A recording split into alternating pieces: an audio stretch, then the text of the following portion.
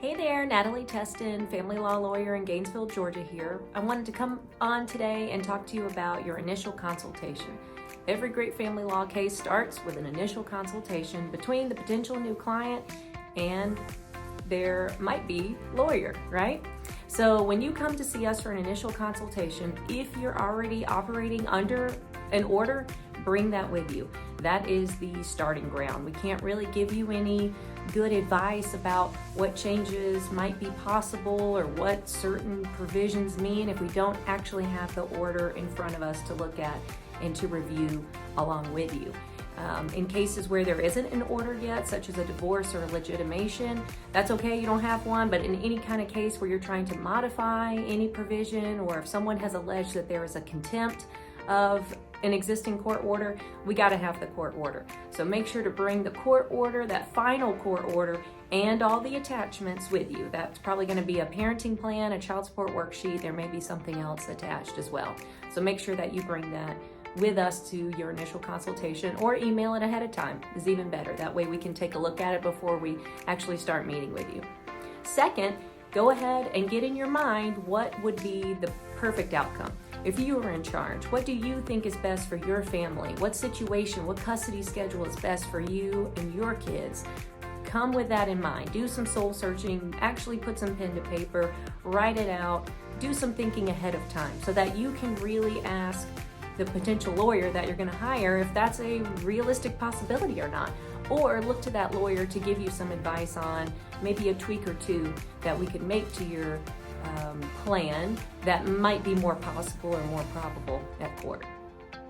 Also, come to us knowing the lay of the land. If you've got a divorce case and one of your biggest assets is a home, don't come to your initial consultation and just mention that you've got a home. Do some searching. What does Zillow say it's worth? What does your most recent mortgage statement say is still owed on it? Come to us with as much information as you can. It saves you money and time in the long run and helps us to be able to craft some initial thoughts for you to consider as we start our journey together in our attorney-client relationship. So know what the accounts are, generally how much is in there, what debts are owed, how much your assets are worth, all that type of stuff. If you can kind of download that on us at the outset, then that helps us. We can kind of take your initial consultation to the next level where we can talk about what division of that may be expected and maybe how best to go about trying to accomplish that division.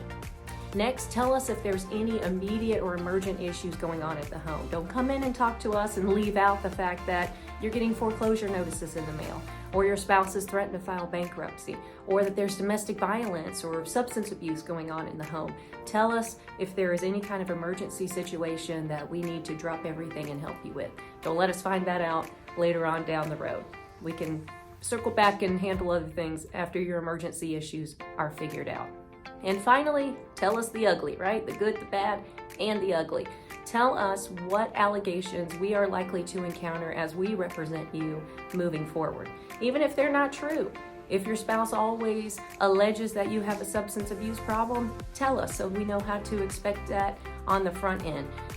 If you know that they're going to allege that you've been unfaithful or that you're not being a good parent in some sort of realm, let us know so that we can go ahead and get a plan in action to go ahead and capture the evidence that's contrary to that.